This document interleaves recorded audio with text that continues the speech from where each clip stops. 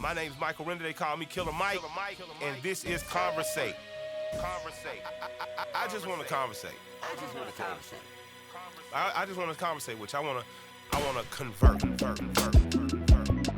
Conversate. Bustin' no ho. You old. Y'all niggas used to play basketball outside with your shirts off. I don't do Didn't the they soft try age. to get you to play with I did. They did. Look. Oh man, hold on, man. Call your Paul, Greg, lame ass nigga, man. This nigga gonna teach me to be confident no matter who I am and how I look. Shirts and skin. This nigga put me on the skin team. I'm out that motherfucker, boy, going crazy, going ham. I stop. I keep wiggling. Hold on. That don't sound Put that right. in your mind. Yeah. I said that shit don't sound right. Look, I couldn't play worth a damn. And I played with Cameron Dollar and Katrina Lawson, two of the best kid players ever out this goddamn city. So look, I have a great game, man. I'm realizing, I'm thinking everybody cheering for me because my team winning. They laughing. But they gave me the point. Yeah, man. I was like, damn. You feel Let me what I'm ask you something. Because we said something the other day, and I was just like, you mentioned somebody called you Fat boy. fat boy and not so attractive. Yes, somebody was laughing. Yeah. Do I would have loved my husband. Does it still hurt? At some point that used to hurt people's feelings. Yeah. Did you kind of feel a little sting with When that? they did on the internet the other day? Yeah, recently. Nigga, I woke up rich. Yeah, but what does that have to do with how you feel about yourself? At 9 years old, I wanted to be rich. I wanted to have old school cars, German cars. I wanted to have girls in the blue flame roll they boot on me. That's what I wanted. And that's what you got. What's our life now, Swift? Exactly. They said you fat. That's it. If you call me fat and saying I'm not attractive, that's fine. Cause when I went to your page, me and you shop in the same section, and your husband shop in the same section, and he like Bulldogs. So y'all of us on that Mason Day Parade thing. So hold on, are you saying like how can he maybe say something in the vein that you've been instructed not to say something about? Hey, you might want to explain what Bulldogs is. Oh, it's a very famous gay club in Atlanta.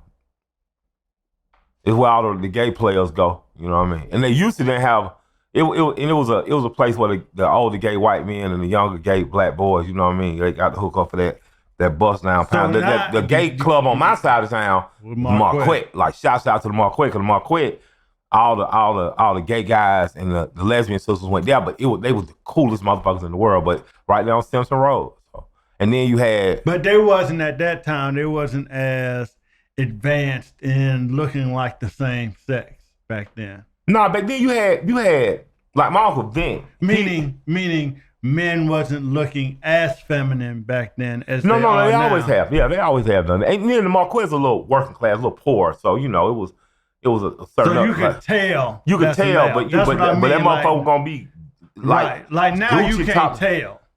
What Some else is people called can't. transgender? Yeah. Well, it ain't even. I don't even know it because a lot of kids that are just gay or lesbian, they don't necessarily mingle with transgender kids. So there's subsets even within that subset. I've learned from my gay family members. So I'm just saying there was a time in Atlanta where if you was a gay black person that was really on some hood shit, you would go to the Marquette. Right. If you really on some hood shit. Yeah, if you was a gay black person. Say that again. Really on some hood shit. You was at the Marquette. But like, if you might get your ass kicked. You might get your ass kicked. If you're gonna call out a slur, you better be able to in fight. motion or driving by. Yeah, because these kids were from the project and they was, you know. So with the girls, Bulldogs was different because Bulldog was where it was in the city. So you had, again, Meaning gay, more Peachtree progressive white Street, men on Peachtree. Midtown. Yeah, I mean, you had like gay black boys that were college age. So it was just it was a friend, not friendlier mix, but it was a more of a DEI type mix. Everybody was just kind of. So with the girls embellishing so much with the appearances, don't you think that kind of fuck it all up? Like the too big lashes and too much hair, like, cause they be looking like the girls be looking like. I don't really too. understand women. I mean, they be looking like it just like, make it all. It make them blend in more. It's a weirdness to it. You know what I'm saying? Yeah, guys tend to like, just for women out there, guys tend to like whatever you are naturally. Like we like imperfection. That's why when a guy drives an old car, it makes it easier for us. Yeah. That you're imperfect because we're imperfect. Yeah, and we see you like you're perfect regardless. That's one thing. Like natural women should understand. We are in awe of y'all. But for the first time, we look like, wow, they bounce up and down. You guys are a curiosity to us, so just know your imperfections. We don't even see them till you point them out. You know what I mean? They're your imperfections to you. Yeah, we love them. We just glad to be there. Oh man, cellulite. I don't even know how to spell it, but I know I like it. Cellulite. If you sell, I like. You know what I mean? That's my woman told me. She said, "Y'all, that's what they like. Y'all like that with the big fake ass." And I'm like, "Don't nobody like that shit." She's talking about, none of my friends don't like that shit. We don't really understand it. Cause there's something wrong with you. It's not even that there's something wrong with you, because there's some girls with just some naturally big asses out there, right? But the big ass girls were usually the big ass girls, and then they'd have smaller tops, smaller waists, or they'd be voluptuous, like they were gonna definitely have kids early because their body was set for it. But guys, there's a whole group of guys don't like ass. There's a whole group of guys don't like ass, but they don't want no big booty. They want you to have long legs. They want you to have titties. It's guys that love the fupa. Most guys actually love the little underbelly. So it's like, we be confused that y'all think that this is what we want. I think women do those surgeries for themselves. For themselves and for their peer circle, the same way guys throw money in the club. See, you remember you used to just throw money when a girl. You used to put $1 in the garter belt. That's before your time. Yeah, absolutely. But I can remember the only time you saw money kind of even being thrown was when the girl was on stage.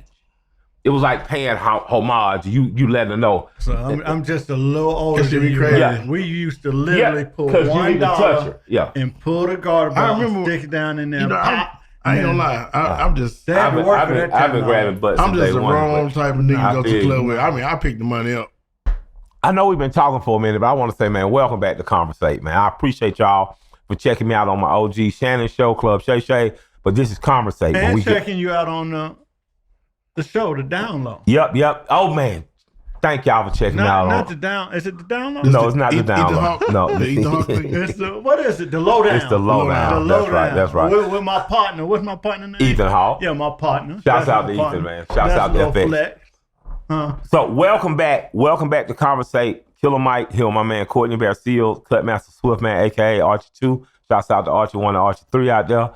We back and we talking and we chopping it up, and I'm glad to be back with y'all, boys. I really want to know because at some point in the early 80s, like I went to Magic City when I was 17, 18, Damn. And that was like 88, 89.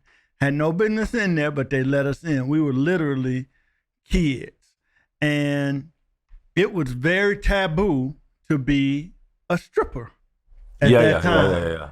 For a long time, the strippers did not want to be known that they were strippers. They wouldn't take pictures. Nothing. They wouldn't take pictures. They didn't want their family to find out. They were sneaking. Well, that might be big different. Maybe that's because of where y'all from. What you mean? I mean, I went to Montrose first, so in Purple Onion. So didn't nobody really care. Like, you knew who was stripping, you knew who was hoes. You knew, like, you just knew, like, from where I was from. So it wasn't no real big deal. I'm saying, did the girls? The girls, yeah, you knew. And then, like, now you had. What year was this? 87, 88. And then you had a set of girls, right, that act like college girls or regular girls. They always went out of town to strip. Now it'd be those. Those were the ones that would go to Alabama. Those the ones I'm talking about. Go to Alabama and shit like that. Too. Yeah, exactly. Yeah, so but now it's become like strippers are almost influencers, right? Well, strippers been influencers. I mean, like in Atlanta since the 90s, yeah. Like, it's a popularity thing. Like, because you got to think about it. Back then, the ones that were back then was the time where you can handpick the best ones. Like, this club had the best 3, that club had the best 4, and they were like famous. So yeah, it wasn't like shame with that shit. Like, see what I'm saying? Well, there were a contingent of girls. So, all right, so you got 3 stars. So it ain't no shame in your 3 stars, your point girls, who everybody know. But there would be another 15, 16 girls in the club that would be anything from nursing school students to Atlanta Metropolitan, to even Spelman girls and Clark. You know, they'd have that contingent too, that work counter. Coming from his side of town, south side, them girls don't want to let you know they were dancing. I guess, exactly. Yeah, like come from south side. Y'all had a strip club down there. Yeah, we had a titty. No, before then, I'm talking about the 80s. We had a titty bar. What? It was a titty bar before it was Al Capone's. Yeah, I forgot about that. Yeah, it was a titty bar down there, and they protested. The community. I mean, protested. I could see that back then, considering what kind of community it was back then too. You got to realize all the pilots and stewardess and stuff lived down in Old National and Riverdale, so it was a very successful area. Probably 92, 93, maybe around that time. I dated. I dated a girl that we thought it was a good idea that she would become an exotic dancer. And when you say we had the idea, she and I, we talked about it. Oh, okay, okay. I thought it was like a group of people. She was like a hustler. She was like getting money, like maybe doing whatever hustlers do to get money. Yeah. And I thought it was too much of a risk that she might be arrested and then not be able to take care of her son. And we just, in our bright, ignorant ass minds, we just thought, like, because she had all the goods. Let me ask you something. In your heart, was you soft? Like you couldn't stand your thought of your old lady being on that pole? In front of I can handle that. I ain't had no problem with it. But the problem, what became the problem was once all my homeboys found out. Like, it took one guy to go in there and be like, dude, I seen your girl. And then it was like, he was embarrassed. She called me. I wasn't embarrassed. I was like, why y'all going down there to see her? But they was like, babe, you can't, CC, you can't stop us from going to the club just because your girl in there. But it was a rough life. That was a rough life. It was a rough 2-3 years. Have you ever dated? Seriously, like I lived with her. We lived together. I told y'all I was just stupid. I can say that wasn't one of my most intelligent. He from the city though. That's on purpose. I ain't never just dated. Well, let me say, I ain't dating no stripper now. I have dated some hoes probably. No, this one wasn't. She wasn't a hoe. Well, I had to have a conversation with my mother about it. Like, my mother really. Come on now. My mother really liked her. Like, but I just. What's the big deal about that? If you gonna strip. Why can't he take that shit? I couldn't even take no shit like that to my mama. What you mean? She wasn't born a stripper. She wanted to strip. My mom probably didn't really want to strip, but it was the best option. Who put the gun to her head? It was just the best option at the time in our ignorant minds. And it went from Paradise City. Y'all ain't sell no weed? Oh, boy, Paradise City. I think a little bit of Blue Flame, but y'all before it was the Gentleman Club. Yeah. And the small person was the DJ, who's part of the Universal Soul Circus. Cassia Cow? No, the little small person. Yeah, but she was dark skinned. She was very dark skinned, beautiful dark skinned girl. She tried out for Magic, but she was too dark. And Mr. Wingo, Richard Wingo Sr., ended up hiring her at Paradise City. Yeah. She wasn't a small person, was she? I mean, you say he hit her. So, I don't know if he like he hit her well, like. Shawty P. What was the DJ name, man? You don't remember his name? Listen. What you got to say, man? But anyway, I don't know that many small people. It was taboo. It was very taboo. It was tough. But now it's popular, right? At that time, it was only 10, 15 years old in the city, too. At that time, it was 5. No, I ain't dating no strippers. And it was a time I probably used to go to the club. Why wouldn't you date a dancer? Why wouldn't I date one? Yeah. That's what I said. Well, let me finish, sir. Because I fell in love. You were soft. You're right. I fell in love like every 4 records. Damn. What you mean? I would be like over here in the corner, be like drinking, like shit. Goddamn, would you marry me? And then goddamn, go to the bathroom, come out. There's another one. Would you marry me too? I wouldn't be like killer. No.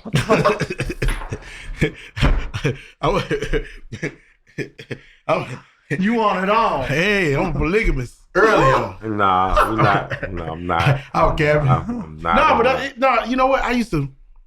It would be exciting going to the club for like 10, 15 minutes. After about 15 minutes, you'd be like,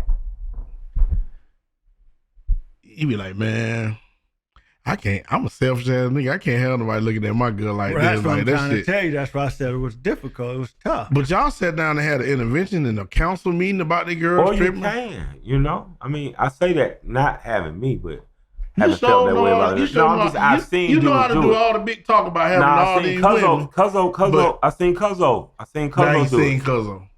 What about you? What have you done Nah, I couldn't do it. lately? I couldn't do it. I wasn't into pimping.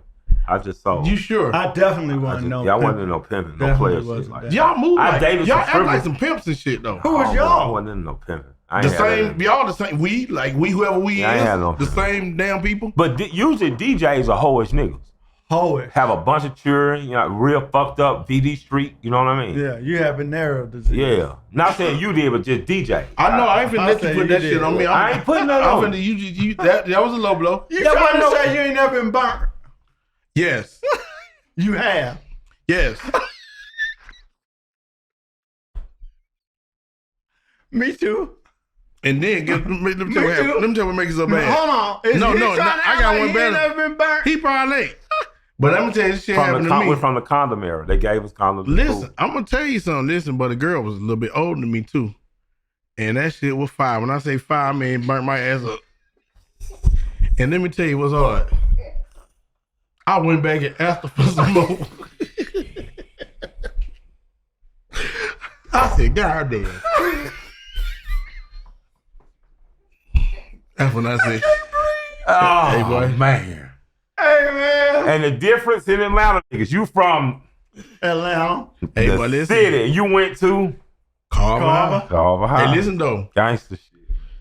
I mean, But you wouldn't date no stripper. women- But you'll go back for seconds. Listen, women Just have can't. to take that shot and Women- that medicine again. Listen. At the Southside Comprehensive Clinic, over there on Ridge Avenue on University. That's why I had to go get my. I had to go downtown get my shot. somewhere.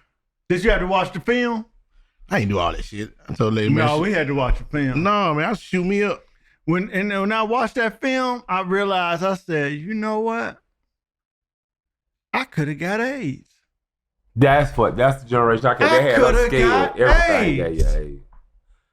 And then I was promiscuous. What's the other word? You promiscuous is a great word. I was promiscuous, so Hoish, I believe, I man. had to take like three girls to the clinic behind that one incident. I ain't have to do that. And I couldn't figure out who had did it, so I really had to tell lie. everybody. I had You to tell lie. everybody, and I had to blame everybody Damn. individually. You know what I mean? Epstein for Epstein. So you told Keith. Oh, Damn. we gotta have some type of suspension. Something. Yeah, man. What's up, man? You hit that. Something, we gotta have some type of suspension. Shit. But I was 20, 21 years old, right around that time. Oh man. I remember my little cousin rolled with me. Java Low, he rolled with me to the clinic. I think I was younger and than he you. just laughed the whole time. He was just like, this shit's sad, cuz. I'm like, yeah, it's sad. Man, busting grapes, ain't he? Oh, man. It was terrible. But Is that why they call you Bill? what do you mean? You had to take 3 girls. That's some embarrassing. You remember your first abortion? Oh, Lord. Yes, I do. Now, let me tell you something. Now, I about said that. first to see who had more than one. Well, I'm about to tell you. You remember yours? The girls they were so hoish. I know the ones I paid for. You know, and looking back on it, I don't even know if they really were mine. Cause you know what I'm saying? How the fuck, you know what I'm saying? I'm just saying, Out of all the... how the fuck I'm batting 300 and then all of a sudden you just come up goddamn pregnant? That shit didn't. And then when when the story happened, they was always fucking somebody else, some other nigga. And you And, found out. but I just, you know what? I was broke as a goddamn joke. I ain't even mind paying for it. How much you need? Like, see, I tip you. I tip you. Let's go and get that up out of him. I don't need. Oh, I'm just saying, I don't need. Listen. Oh, man. This what I want y'all to know. This Uh-huh. a real ATL Atlanta down. This ain't the West Side. Nah, or the this South ain't or the Decatur. East. This ain't. It this ain't is even about. It Atlanta. ain't even about the side. Cause listen, the hoes come from every side, and they was from wherever. And listen, what's what crazy? did the call go What's like? crazy about it? Listen, I ain't no player type dude. Don't get it twisted. I really ain't. But and I always been a relationship type dude. You know what I'm saying? Why? I mean, because I just always thought I'm a nigga that was always trying to do the right thing. You know what I'm saying? And So I you just never thought did the a right threesome? thing, You never but did like not no wear a threesome or had condom? no... I ain't say I didn't do that, but Okay. that was later on after the little money shit. I got you. Or close to it, yeah. You know what I'm saying? But no, what'd you say about the condom? No, I missed that. You said I always try to do the right thing, but wouldn't the right thing involve you wearing a condom? Do it feel better without a condom? What's right? Do it feel better with a condom or without? I wanted to feel the right way. I mean, I'm young. I don't even know whether I think I'm out of laughter. I mean, my laughter. I can't do nothing. Shake my head. I'm just sitting here thinking about like that shit feel good. we get these kids hell, man. We listen, the times you you conceived your kid, when you had your kid, you felt that shit, didn't you? Yeah. You couldn't have never felt that with a rub on. It's called magic. I'm just saying. You're giving the greatest promo against the use of condoms I've ever heard in my life. I mean, it's shit. Amazing. Don't listen. Everybody got their own decision to make, and I ain't. They do. And I'm saying, at the end of the day, like use condoms. I would suggest kids. Yeah, or pull back. No, not pull back. Use condoms. No, I mean I get. I'm just saying they have cured AIDS though. Yeah, ain't that the wildest thing you ever heard in your life?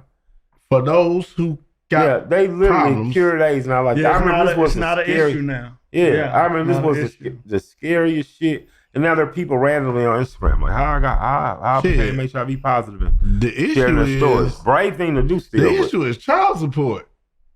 Yeah, child support is an issue. Shit. But was everyone terrified at the thought of contracting AIDS? Hell yeah, I remember when you used to have to go get the test. It take 2 weeks to come back? Like a man. Sweating bullets. Oh boy, for 2 weeks you was on ice. You ever been misdiagnosed? No, I ain't never. That's the worst. Boy, I remember fools who didn't understand positive from negative.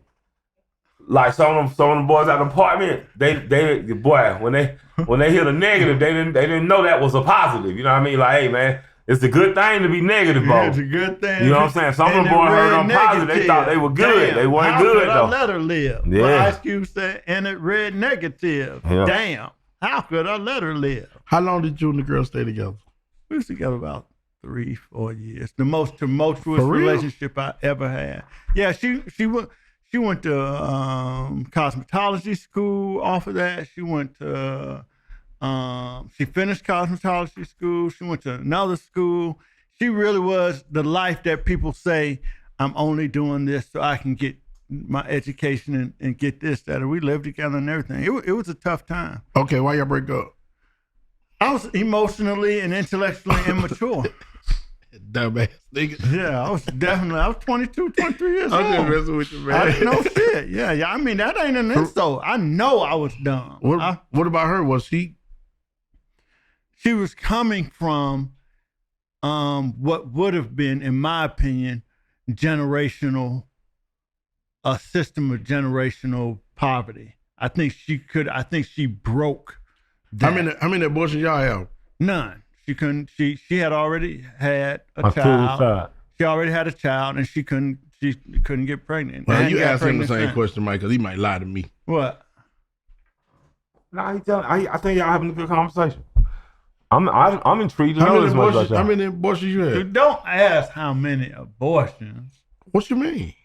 How many procedures you've been involved in? That's not what we talking about. You know what's crazy? What I do remember though about one of them procedures, I went with one of the chicks. Right? I just said don't ask. I'm talking about. Listen, I didn't really know. Right? I know one time it happened. I didn't go, but I remember going one time. Same girl? No. I didn't realize the people would be outside the clinic with the signs. Oh yeah, shit. bro. Like, yeah, I didn't know. Like I was like, what the fuck? So they called you a murderer? Maybe I didn't know. I didn't give a fuck. I was just trying to figure out. How many of you went to? Because this is 2 I've counted. Two, I think. 2, maybe 3. 3. So 3 that you went to, or 3? No, 3 in total. What's your total? I just went to 3 one. in total. All right. Were any of the women your girlfriend? They were all my girlfriend. That's what I was trying to tell you. I dated, but I ain't never fell in love. I fell in love with hoes. Triple homicide. In love too, boy. In love. Young. Yeah, because Why'd you fall in love? Hoes tend to have all I want to do was music, right? Yeah. And that's like really shit. All you need if you trying to get in, all you just need a good piece of pussy and work ethic. Let's be in the studio. Well, that's good piece. Hold on. That's all I needed. Does good piece of pussy mean like a muse that inspires you? My only I needed my ride or die. But that's what I mean. Like a muse is a source of inspiration. So that's what the girlfriend represented for you. No, I just need some pussy. I ain't need no. Well, if that was the case, why you just didn't? No, I couldn't be fucking around with everybody. I ain't have time for that.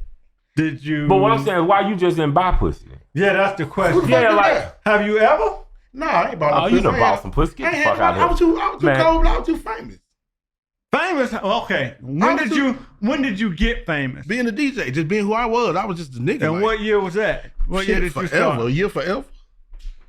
85, 86. Yeah, goddamn. When I just started, it was just it's one of them things. It's just like DJing was like having a goddamn Ferrari or something. You've never paid for pussy? No. Never. Never. Not in Amsterdam, not in Vegas. No. Not on Stewart Avenue. Hell no. Listen, man. First of all, you got to realize. You pay child support. I live.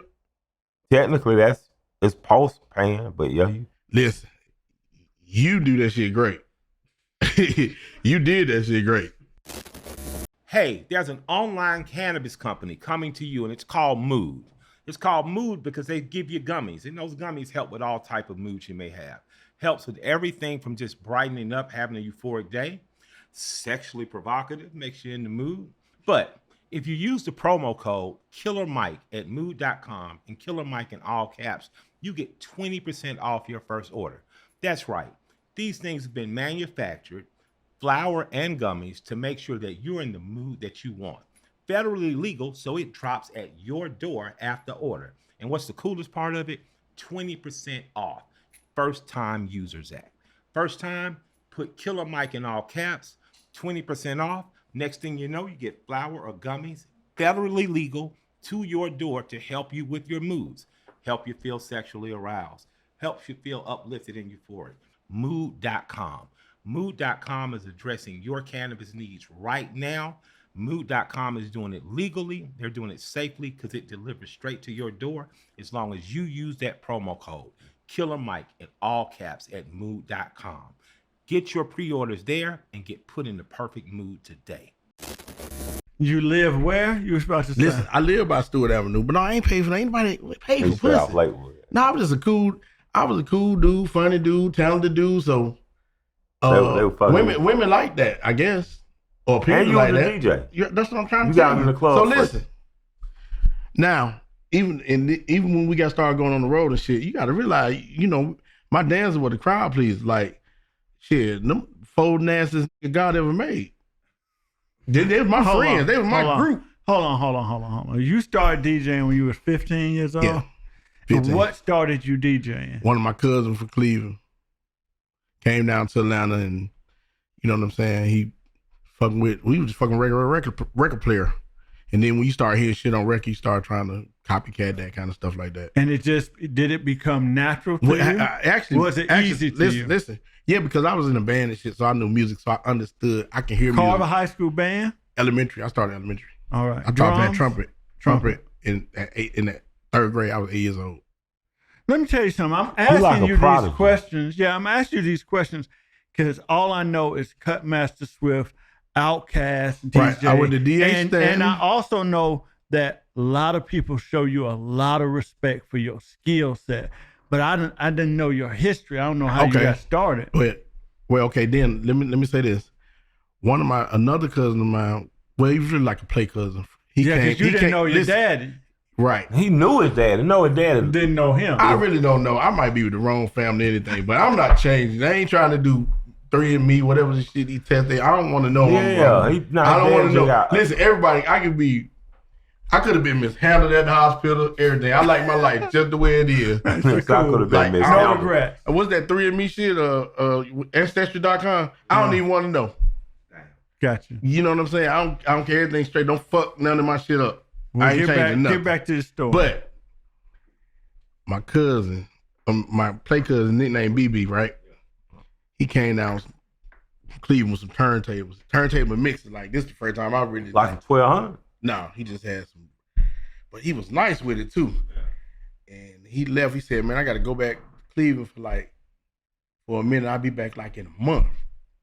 A month turned to about 6 months. And he left. Listen, he left the equipment with me, right? Listen, by the time he came back, he couldn't believe it. He couldn't believe how good I was. I had flew past his ass, and he was good too. Wow, he was nice because he was older than me too, and he was like, "God damn, what's BB doing now?" I had some more kids, married and shit. He definitely ain't DJing. Oh, damn. So let me ask you something. Once you but that's love. I never knew who inspired you. He let you keep the he had to give it up. He couldn't do shit with it. All that smoke coming off them motherfuckers. You didn't have to give him on for it. So did you start scratching immediately? Immediately. Or like that's all I wanted to do. Cause I would see him cut. That's as a DJ, that's the first thing you want to do. You just want to scratch, fuck the mixes. You know what I'm saying? You want to scratch. Was you scratching, run? That shit was like easy. You got to realize it's like I said, I played trumpet and fucked around pianos, and so notes and rhythm and cadences, I already had that locked in. Yeah. You know what I'm saying? So I can be thinking about a song or a rhythm, and I just be like, let me cut the rhythm the same way as I would sing it. You know what I'm saying? So it was that part of it was easy, but once I learned how to mix and speed controls and levels and shit, you know, that take time. What was the first party you DJ'd? Do you remember? It had to be in the neighborhood or around at least around Fulton. Fulton High School? Yeah, around somewhere, or Polar Rock somewhere. It had to be something like that because I was fucking with my brother at the time, some of his friends. I was been fighting one of the friends because I was doing a party for $50. Motherfucker, I'm DJ for like 6 hours. Motherfucker didn't even want to doing a party for $50. Hold on. You was getting paid $50? Yeah. To DJ for how long? 4 hours? 6, 8. Like, cause like, you know, you DJ, like you ain't get for you shit, you ain't never want to stop. I practice every day. I got out of school at 3:15, got home about 4 o'clock, and probably wouldn't come out the goddamn basement 11 o'clock. Wow, DJing. 7 hours. Easy. Every day, all the time. So that was your video game? I wouldn't even come up for air, goddamn it. You weren't eating? Pissed on myself. So that's why you had that one girlfriend. Because he been cheating on his turntable. He locked in. Listen, what be crazy, right? So my basement turned into like the barbershop, the hangout. Your mom me and my partners, I was living with my sister at that time. Me and my partners, you know, 1 or 2 of my partners, we invite girls over. They'd just be sitting there, they'd be like, y'all don't show us no interest. All y'all motherfuckers want to do is scratch. Like, no, they like, goddamn, it's time, like, for real, like, just. No, did you ever do, during your parties, slow jams? Oh, yeah, you had to. Like, yeah. I mean, that was the thing. Everybody slow jam. Do that now? No, these motherfuckers don't even talk. They be on their phone and be on drugs. Like, you know what I'm saying? Like, they don't, like, slow dancers, like, shit, that's how you, between that and 2 Live Crew, that's how you got the pussy. Yeah, that's what they used to end the party with slow drag. Slow dragging. Put a hand on your ass. Slow drag. Now that's how you found out a girl like you. That's why I ended up dancing. This girl I like from Born Home, man. I did not have the courage to fuck with her in school. She from Born Home. I was just like, man, I had these niggas jumping on me. But I danced with her. How old were you then? And I had to be about 14, 15. You got I think LaQuinta threw a party in the basement. You got pregnant too? Nah, I wouldn't get nobody pregnant at 14. Was you fucking at 14? You got 15. 15, yeah. You one of the lanes I was talking about. I was dancing with her, and I was drunk. I had been drinking. That when I learned alcohol with my friend. 15? Drinking a 40, trying to be NWA, and I ended up going to see stand up, rubbing that girl butt, and another dude. How old were you? What year was that when you was 15? I'm 1990. Girl, you got to realize how different your 15 was than your 15, than my 15. 85. Because one no 85. NWA, one no 40. 85. So who the lane? They were MD 2020 when I was in high school. I'm just saying, dog. Did you ever? So you were DJing, so you never was dancing with a girl. You was always DJing. Yeah, I want no dance. I left that shit to the You never slow drag with a girl. Yeah, I do that shit. Yeah, that's what I'm saying. Yeah, when I went DJing, like when I went to like to the school dance, because at the time I went to Carver, so 1.5 DJ Boo and them crew they were the DJs like throughout Carver Homes and Zone 3 and shit. They were doing parties everywhere. And they were good as fuck. And I used to go, they ain't know I DJ. I used to go check them out like, hey, I'm getting their ass one day. They gonna see. One of the boys now, were they at the reunion a few weeks ago? One of them was DJ Boo Boo was, but they used to have another dude. What did he do work? He worked with the city, he got a good job there or something like that. Yeah, he still be DJing though. Yeah, that's dope. And I watched him grow as a DJ because they used to have another dude named Dana, God bless the dead. He was raw as fuck. Dana D. I heard that. I was like, he was nice. And another dude went to full name Stanley Jordan. They both was good. I used to be like, them niggas bad as fuck. I was like, I can't step to that. I ain't ready. I ain't ready yet. Did you ever have to get a manager at some point? Or did you was just doing yourself? No. Shit, my brother Grove used to goddamn take me to my older brother Grove used to take me to the party. And my mama she used to be like, just, don't let that shit happen to your goddamn brother kind of. Did Angelo ever manage you?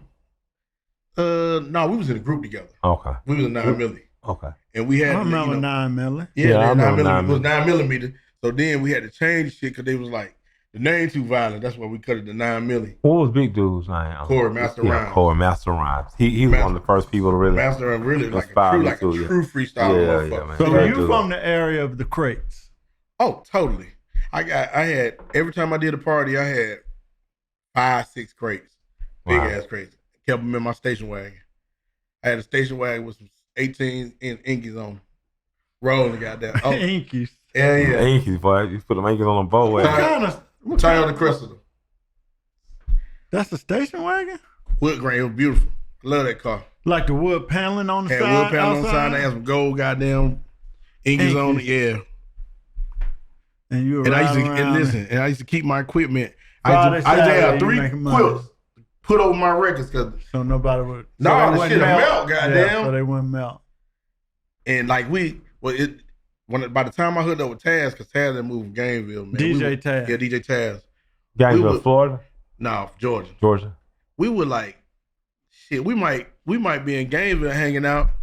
We might meet some girls and wander. Be like, shit, y'all want to just throw a party? We might just set our shit up. Because I stayed in my car. You know what I'm saying? Stayed in your car? My equipment stayed in the car all the time. Okay. So, You couldn't do that now. Yeah. Yeah, I'm niggas had Gray Street. Well, you know what? Yeah, you know what? Niggas so lazy, they might not live the record crates. Yeah. You probably can. Yeah. They might not steal your records. You know what I mean? So how did you end up becoming a professional DJ? Or when did you get the Outkast call? My moment, like, yeah. Well, you know what? After you start hearing shit on record and you see other people. I mean, that's the only reason I tell people I kept doing it, because I was young and my brother used to be like, my little brother fuck y'all up. Y'all old ass niggas ain't good. That would grow. You'd be like, one time we had somebody over in Lakewood Village. I was in the little hood, little DJ battle, and it was like, shit, we gonna bet $50, $100 in your needles and shit. Man, I fucked some niggas up so bad they done went and pulled a pump out. They finna kill. Yeah, man. That shit. Damn near flipped the table over and shit. I was like, man. When did you realize, or when did you turn pro? I guess by just seeing other DJs that were good. You know, when I started running in the Tombs of the world, the Navs of the world. DJ. They older than you, they could be your OGs? No. Tombs like a year older than me, but we just start talking and exchanging words and languages, and then we start sparring together. So it sounds like, to me, you talking about like a real underground. Like Atlanta oftentimes get looked at like, just hit records. Yeah, just hit records. Yeah, okay, so you literally talking about a scene, because you talking about DJ Toon. Yeah, you talking about DJ not like break. I mean, not even like that. Street. I even got to go. Like, it's really my showcase day. That was my first real DJ job. In the showcase, you talking about Sharon Showcase, which is one of the most famous teen clubs. So young people club. They gave me an opportunity. Give us some idea who performed this year. Everybody. Just give me somebody. Give me 5 names. It was fucking Luke and the Two Live Crew. Listen, it was Apollo of Atlanta. I mean, even like not even just Booty Say, like Albie Sure came there, Jodeci, New Edition, Boys and Man. But you had to come whoever was in town, you had to come to Sharon's to perform. So this is where you DJ? Yeah, I DJed there for 4-5 years. Yeah. And in fact, one of the first. We gotta get Sharon on. I know that's how I met X, who do the coalition DJ. Yeah, DJ Spearhead. Yeah, Spearhead X. Like, so X a little bit older than me. I used to go. Ant was dancing up there first. He danced at the first showcase. A-Dog. He danced at the first showcase, and he kept telling Sharon, "Oh, y'all gotta check my boy out." He was like, "Y'all DJs, y'all got ain't shit." We not talking about Chippendale dance. We talking about yeah, you getting the shit. All right. And I had to go up there and do a little 3-minute audition one day. So I threw down about 10 records in about 3 minutes, and she was like, "Be here Friday, whatever, yada yada." So you got somebody fired. Some of that fire. You got somebody fired. Oh yeah. No. She, not off the rip. She just worked me in early. She made me be like the first DJ. Just warm up. But I was warming that shit up too, boy. He made it hard for him. That shit changed quick. Yeah, it was another dude named what's the dude name? Radio Red. But they was all older than me, like a little older than me. And like they was cool, but I was like, no, they ain't doing what I've been. The early 90s? Might be 90. Might be 90. Yeah. 89. I've never 90. been to Sharon Showcase. Oh, man. Never been. I've been outside. I've never been Y'all inside. Southside dudes don't get that east side. We went to Club Excess. We went to all that now, but we never. So we went to. I got a good story for you about that. This how I met Navs. Sharon, this had to be like in 92, 93. Yeah. One night I come into work, right? She was like, she said, she gave me $150. She said, I don't want you to work tonight. I said, what you mean? She said, I want you to go up to Club XS and see what's going on. Because basically our crowd from 1990 had grown up, I guess, a year or two. So she was trying to figure out like why they going down here on more. Yeah, why the fuck they going down? Huge, so I go down. I told Nels this story. He couldn't believe it. I said, "Nigga, that's how I met you. Like that's how we met. That like from Gresham Road to Moreland was a like short for real. drive. It was a big difference. Listen, when I went in there, I was like, it was kind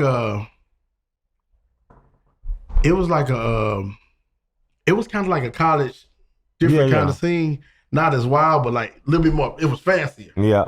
It was fancier, like in a big ass club and DJ booth all the way up because it used to be a grocery store, I think. Yeah, it was. You know what I'm saying? It was. And that's how I met Navs and Herb, and I introduced myself. Limelight was across the street. Nightlight. It's a nightlight. Come out and went to the right. It was a nightlight. Nightlight. And the pool hall right next door to the nightlight. But what was crazy, to this day, fucking what's the name was right there. The drive license plate was in between all that. Yeah, exactly. I didn't know what she wanted me to tell her, because what was crazy about the showcase, looking back on it, it was the most wildest, immature, mature, anything goes type shit that you wouldn't believe. Like, she was the first one to start. 18 years old to party, 21 years old to drink. And the nasty as you want to be contest. Like the lady was a genius. So that was the Charles Disco of the East Side. That shit was. I mean, I went to Charles. Charles was a little more grown though. Charles was a. But there was like Charles was a dope dealer in that club. Yeah, that's what I'm saying. Like the niggas in Charles was a dope like boots, big buff, silk shirt. Yeah, like Charles and Sharon was a goddamn. Sharon was a trend-setting spot. This so y'all that are listening, this Sharon is some Showcase real Atlanta shit. Atlanta. Shit. Like this ain't the shit that like that shit. That shit brought the dope dealers in, the skaters, the dancers, the strippers. Like you got to realize. Let me tell you what she used to do, which I thought was a crazy genius. Now, she get everybody in the club by 12:30. She kick everybody ass out and recharge them. Come back in. Are you kidding? Like a motherfucker did that shit for some years. For real. And that shit worked. She put 1,200 people out. Come back, might be 1,500 coming in because she be like, you want to see the NASDAQ you want to be contest? Whole different another charge. Two grown ass women. Stallions. Fine as hell. Half naked. Pull this shit to the side. Like, what you mean? They wouldn't get butt naked. They can't get butt naked. They have on the bikinis that could all that shit. Well, yeah, man, with the shirts up and shit. It was on. And then goddamn, We were primed to go in this city, man. So how did you progress to being a tour DJ For Outkast. Outkast? That come through the whole 9 Milli thing. Angelo being Andre's cousin, and when DJ decided, I think he just had a new child at the time, Mr. DJ, yeah. Which is a funny story. He used to be my backup DJ for 9mm. I don't know if you knew that. Y'all had backup DJs? Like when I couldn't make the show, because I was still working a regular job, working at Bronner Brothers, so I was touring with them, doing hair shows and shit. Yes, yeah, doing hair shows and shit. And Bronner Brothers at this time is one of the most successful black hair care lines in America. It was the Bronner Brothers show was absolutely like it was always. So big. you was a barber and you was a worker. Yeah, it was always big while I was there. You know what I'm saying? By the time I got there, they had been doing the show 40 years. Oh wow! Really? Yeah. That show like 80. In the 90s, they had already been doing. In the 80s, they had already been doing. Yeah, that show. Bronner Brothers. Yeah, the 35, 40 years, easy. Wow. Yeah, like they were fucking. So this is Atlanta. So hold on, you talking about you get there at 15? You talking about 85 years old? George Avenue. By this time, they've been there 40 years. So you talking about since 1945? I say that just because sometimes niggas think Atlanta started 90s. yeah, like niggas been doing this shit. Yeah, you gotta realize black people. I think doing those who are not in the hair business or the beautician, and that's when the hair business was real. They was traveling from around the country to come to the Bronner Brothers show twice a year. And then, I was there when they decided, when Bronner started launching new products, when they decided to say, we can do road shows. We need music. We need a DJ. I was like, shit, I'm there. Wow, so you pretty young man. By the time I got with Cass, I had been around United States with Bronner almost 2 times. Oh, wow. Is that right? Yes, I was. So I was 17 years old the first time I went to New York. You came in with some experience. Did you think you? I wasn't thinking humbly. Did you think you elevated the show when adding you to it? Outkast. Yeah. Oh, totally. Like shit. From in all aspects, like from just the way song selection. So you was like the music director. Yeah, building intros, and that's what Blue told me. He said, "Hey man, make yourself bigger than the DJ." Talking about Michael Blue Williams, make yourself always needed. Like he did. It was 2 people that were very strong around them: Michael Blue Williams and Sharon Benjamin. You met them first, right? Yeah. And Sharon Benjamin is Dre's mom. Yeah, but I knew her because I used to date her niece. Oh, okay. That's what I'm saying, see, boy. Your boy been fucking. I'm just saying. Why is this your closest friend? Well, y'all. I'm just saying. Oh, well, I'm straight in there. Hey, Ramsey, you can't cancel that. You need the devil and the angel. Ramsey can't cancel that. Yeah. Your boy been on that. You know what I'm saying? So was this Angelo's sister you hit? No, his cousin. Okay. His cousin, the one C-Bone and I be talking about like, shit, man, we was trying to get at her. We was trying to figure out who the old nigga was fucking with her. And the old nigga was you. Apparently. So, was it a tough transition being the new DJ for? Let me tell you what was crazy. I had to ride the first show I had to go see. She said, you got to see what they doing first. So I had to ride to Gainesville, Florida with Miss Benjamin. We got 3 tickets that night. And when I went, I was drunk. Traffic tickets. She was driving, and I was drunk as a skunk too. Already, you had already started your drinking. I was drinking on the way. I'm just saying, at that age, when did you start drinking? I was like 25 something, 20 something. Okay. But listen, check this out though.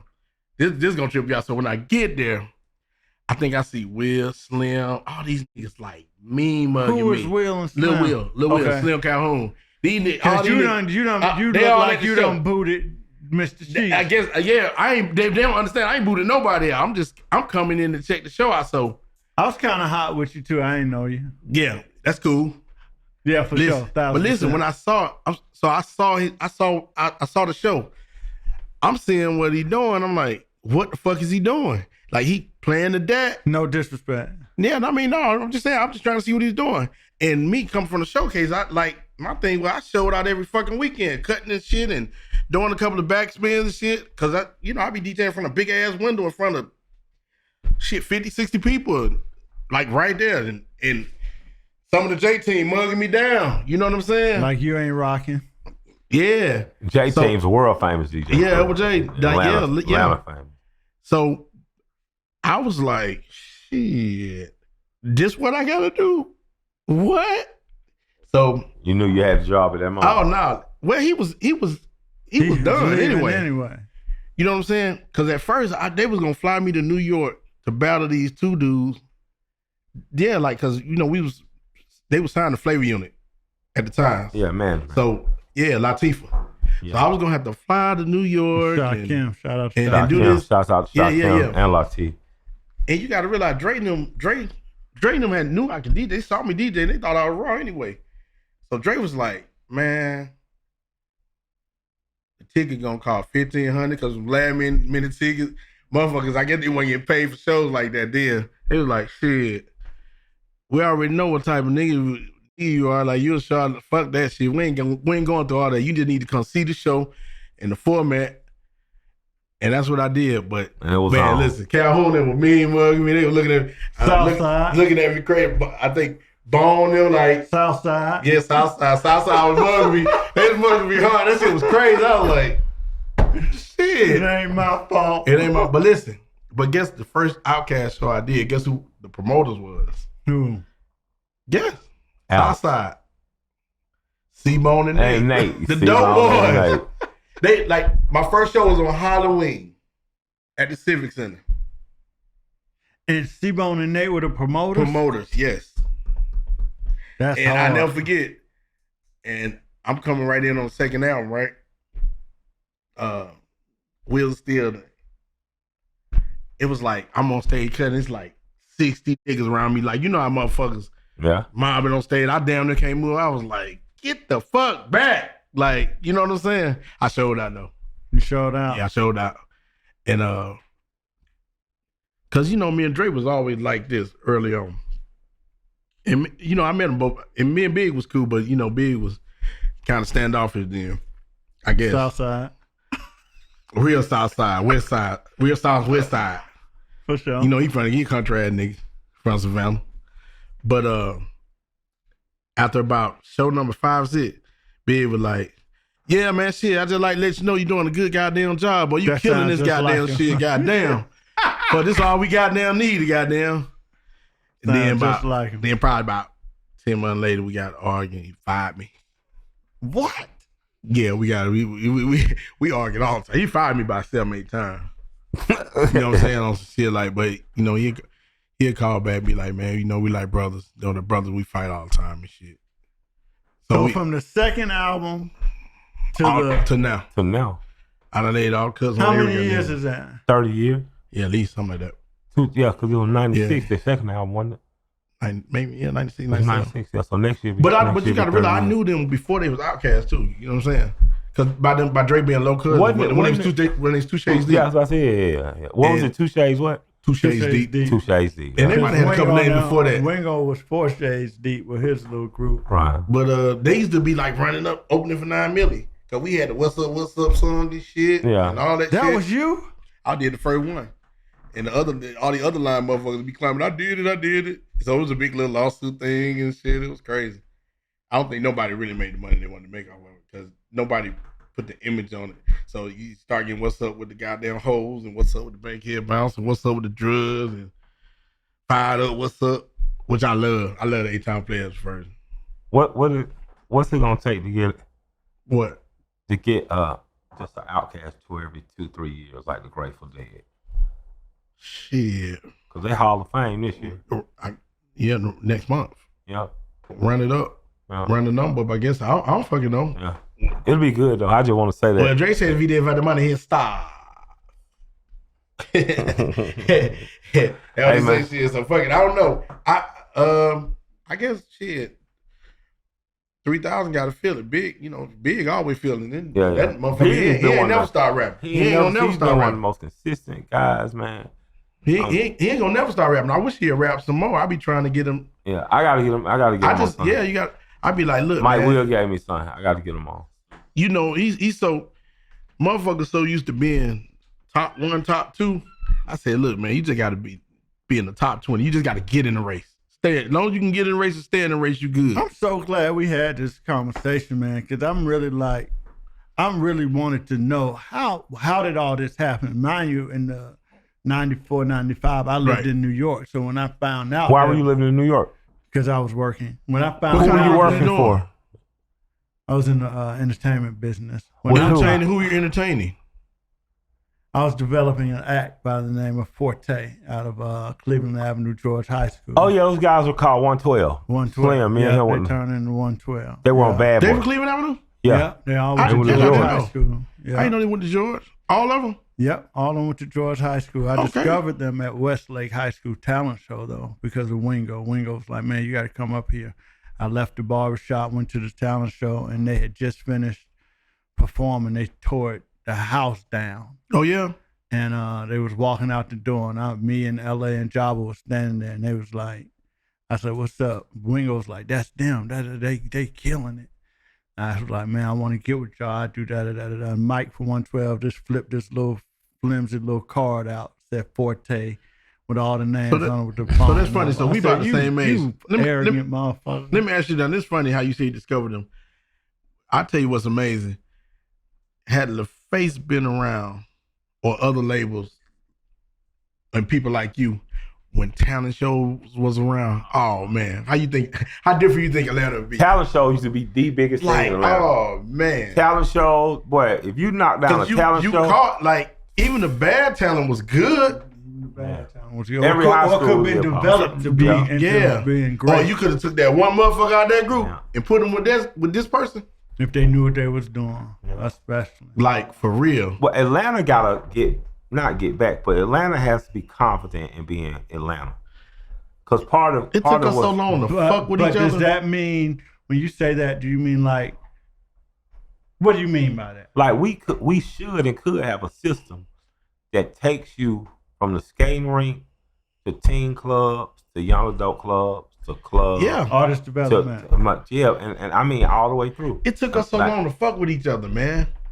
What took us so long to fuck with ourselves? Yeah, like, no, I mean, amongst each other. That's what I'm saying. That's what I mean. You know why, though? Let me tell you something. Living in New York made me and those four guys way more proud of where we were from, because we missed it. Like, we missed being at home. We missed the comforts of home. We didn't get to see all the stuff that was going on in Atlanta because we lived in New York. So when Outkast album came out and we was in New York, the Source Awards, we were in New York. So we was going nuts that y'all were even nominated. So when y'all won, it was like, we won. We walking around in New York like we looking for grits. So they like, what is a grit? I'm gonna tell you what used to be crazy about this, right? So when I first started going out on the road, we used to have to do like the tunnel SOBs and all these press shows and shit. And it used to trip me out because Outkast selling 1.5 million, 2 million records. And at that time they would put you on shows, they would do the lineup based upon the sales. And it just used to be crazy how nervous. I used to ask Dre and Big, I was like, y'all nervous? Like, you know what I'm saying? Like, I was never nervous because they would be like, God damn, it's just like. Because it's hip hop. Yeah, it's hip hop. It's hip hop. Like, it ain't just what down here was like hip hop, but then up there it was hip hop. And you never felt that way? Yeah. And it used to be crazy. It used to be crazy because we be the only group from the South. So you got Busta Common, you got like all these, you just got this whole New York vibe. You know the first time I met you? No. The basketball player, I think his name's Steve Jackson or something like that, had a birthday party or something. Where? No, in wherever he was from, and y'all performed there. That's the first time I seen Outkast without Mr. DJ, and that's when I knew I didn't like you because I thought you took Mr. DJ's job. Oh, okay. Appreciate that, Jack. No, but what the funny thing about that, me and DJ, like, we never bumped heads. Y'all forgetting to mention all this. Mr. DJ went on to become a third of Outkast production team. They formed a production team together, and he did What's the production team name? He did Earth Zone 3, and he did virtually an entire 8-Ball MJG album, Yeah, but which he essentially took the Dungeon Family He did sound. the Goody Mob records too. Yeah, Like, but I'm just saying, I'm just saying he's a very accomplished man. Yes. He didn't just get kicked out of the sure. job. And it took him to explain it to me, like, no, this how, like, he one of the best human beings. I want to do the production. Yeah, like that. And I was like, oh, okay. So yeah, that's what he told territorial. me. But when I heard you and Steve talking, I was like, oh, it was. Yeah, but me and him, we ain't never bumped heads at all in no capacity. I don't know very many people that have. Yeah, but I'm saying people be thinking that like shit. And you know he what I'm used saying? to cut hair too. I know DJ was a barber. Yeah. Yeah, DJ jack all trade type. He barbershop across DJ probably hunted all that shit. Yeah, that's hunted what I'm fish and saying. shit and bill shit. He one of the best humans, man. But like, yeah, like if we I think y'all put Ramsey. We stayed in touch all the time, and you know what I'm saying. I call him and ask him some little shit every now and again. You know, but yeah, doing them shows in New York and shit would be like, oh man, like. Everybody around you like, yo, what's up, God? What's up, son? Yo, this, that. And then, you know, sometimes guys from upstate, they be so exaggerated. You don't know how genuine it is. They be animated. Yeah. You don't know how genuine it be. You just be like, it'd be real shit. though, man. It'd be real. We can rap. I think we done talked enough, man. We done did good. I love y'all boys. Now going on a real podcast, being real famous for a week, it just taught me, man.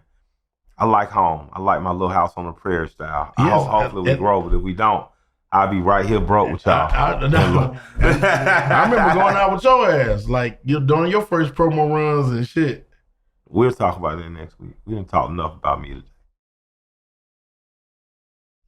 Why you gonna wipe my shine out, dog? It's over with. Matter of fact, I got my glass. Let's keep it let's keep the history going. You're fired. No, you're not fired. I didn't even say the T word. You're much better. I didn't say the T word. All right, we'll see y'all next week. Thank y'all for coming and hanging out with us on Conversate. Damn. Conversate, bro. Oh, my fucking God. My name's Michael Render. They call me Killer Mike. And this is Conversate. I just want to conversate. I just want to conversate with you. I want to convert.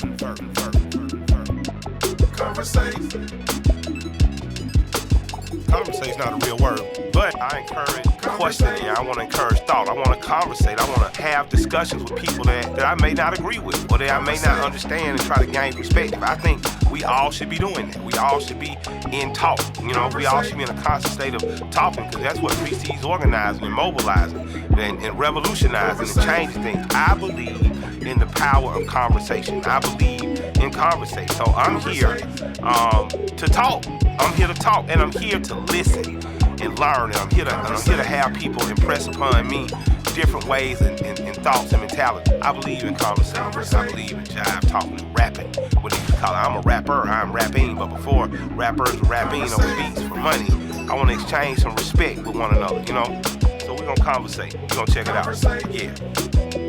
Conversate with Killer Mike.